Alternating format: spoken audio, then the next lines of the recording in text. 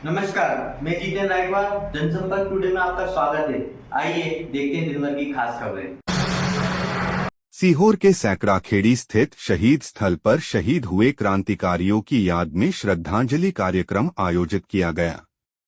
इस अवसर पर विधायक श्री सुदेश राय, भाजपा जिला अध्यक्ष श्री नरेश मेवाड़ा, कथावाचक पंडित प्रदीप मिश्रा, नगर पालिका अध्यक्ष श्री प्रिंस राठौर, कलेक्टर श्री बालागुरु के एसपी श्री दीपक कुमार शुक्ला सहित अन्य जनप्रतिनिधियों एवं नागरिकों ने शहीद स्थल पहुंचकर स्वतंत्रता संग्राम के शहीदों को श्रद्धांजलि अर्पित की।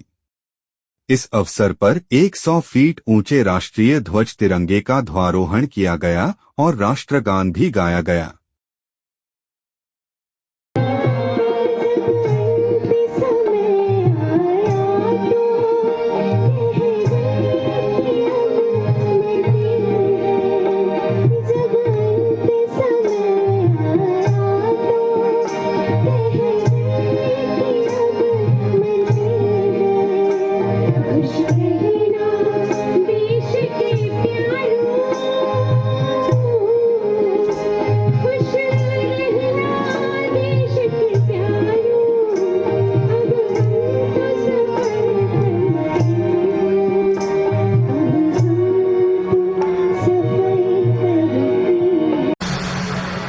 मुख्यमंत्री डॉक्टर मोहन यादव ने इंदौर शहर की पेयजल व्यवस्था को सुदृढ़, आधुनिक एवं दीर्घकालिक समाधान प्रदान करने की दिशा में स्वच्छ जल अभियान अंतर्गत अमृत 2 इंदौर जल प्रदाय योजना के तहत 800 करोड़ रुपए से अधिक की लागत से प्रस्तावित बहुप्रतीक्षित जल प्रदाय परियोजना का विधिवत भूमि पूजन किया।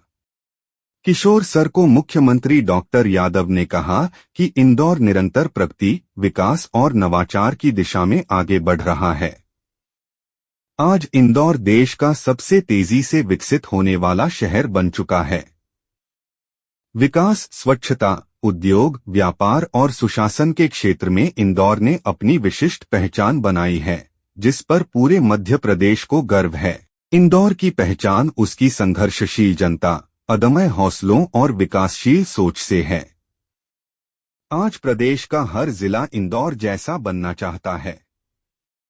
उन्होंने कहा कि कठिन समय में सरकार, नगर निगम और प्रशासन ने पूरी संवेदनशीलता और प्रतिबद्धता के साथ नागरिकों के साथ खड़े रहकर हर संभव प्रयास किए। वो दौर भी हमको याद है, इसलिए हमने कहा कि इस कष्ट की घड़ी में हमारी सरकार ने जितना बन पाया, नगर निगम ने जो बन पड़ा वो सब कुछ करने का प्रयास किया।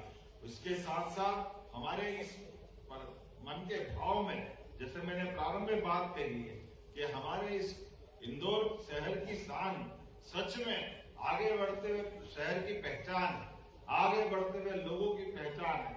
हर कष्ट में, हर तकलीफ में उठकर खड़े होने की अपनी हिम्मत अगर किसी में है, इसलिए प्रधानमंत्री नरेंद्र मोदी जी के शब्दों में इंदौर सभी माहौल में आगे बढ़ने का नाम इंदौर, हर दौर में प्रथम ये इंदौर।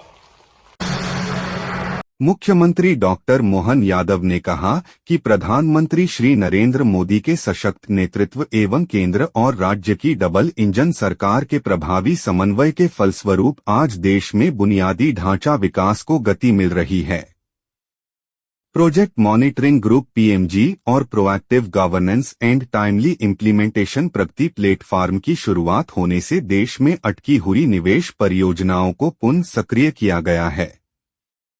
इस संस्थागत व्यवस्था से केंद्र और राज्य के सभी हितग्राहियों को एक मंच पर लाकर निर्णय निर्माण प्रक्रिया को तेज किया गया। प्रधानमंत्री श्री मोदी के दूरदर्शी नेतृत्व, स्पष्ट नीति निर्देश एवं प्रोएक्टिव गवर्नेंस से भी देश में दशकों से लंबित परियोजनाओं को समयबद्ध रूप से पूर्ण करना संभव हुआ है। मुख्यमंत्री डॉक्टर यादव ने प्रधानमंत्री श्री नरेंद्र मोदी के सशक्त नेतृत्व तथा केंद्र और राज्य में डबल इंजन सरकार के प्रभावी समन्वय के परिणाम स्वरूप प्रोजेक्ट मॉनिटरिंग ग्रुप की उपलब्धियों मीडिया प्रतिनिधियों से साझा की। मुख्यमंत्री डॉक्टर मोहन यादव ने कहा कि राज्यों के बीच राजनीतिक दृष्टि से भले ही हमारी प्रतिद्वंदिता है, मतभिन्नता है, लेकिन देश की दृष्टि से हमारे लिए तमिलनाडु का भी वही महत्व है जो केरल का महत्व है। विभिन्न विभिन्न राज्यों के बीच में विकास के मामलों को लेकर के इस प्रगति पोर्टल में मूलभूत जरूरी चीजों के लिए केंद्र राज्यों के बीच जैसे भूगर्भ संपदा का अगर दोहन करना है तो देश के हित में वो कैसे हो सकता है, तो वो हमारा झारखंड जैसा राज्य हो, वहां पे भी अगर फॉरेस्ट की दिक्कत है तो उस पोर्टल में किसी की जरूरत नहीं, वो अपने आप ऑटोमेटिक हमारे यहाँ के वरिष्ठ अधिकारी, भारत सरकार के वरिष्ठ अधिकारी और इन समस्याओं को सूचीबद्ध करते हुए अपने आप सॉल्व कर लेंगे। ऐसे पीकेसी योजना, पार्वती काली सिंह चंबल योजना, ये राजस्थान से 20 साल से चल रहा था।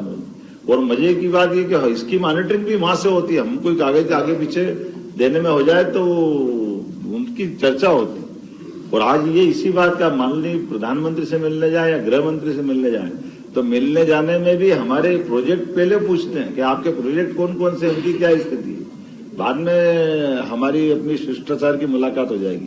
तो ये बदलते दौर का समय है और इसके आधार पर निश्चित रूप से मैं मान के चलता हूं कि अद्भुत समय चल रहा है। 14 जनवरी 1858 को सीहोर में 356 क्रांतिकारियों ने आजादी के लिए अपने प्राणों की आहुति दी थी।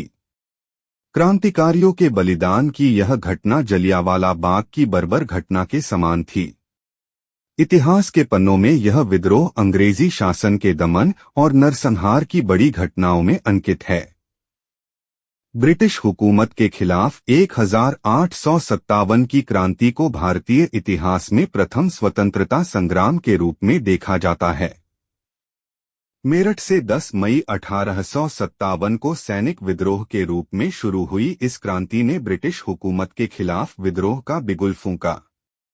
ब्रिटिश शासन के खिलाफ लोगों में असंतोष फैलता गया और धीरे धीरे इस आंदोलन ने उग्र रूप ले लिया। पूरे देश के साथ ही मध्य भारत में भी अंग्रेजी हुकूमत ने इस विद्रोह को दबाने के लिए अनेक क्रांतिकारियों को गोली से भून दिया।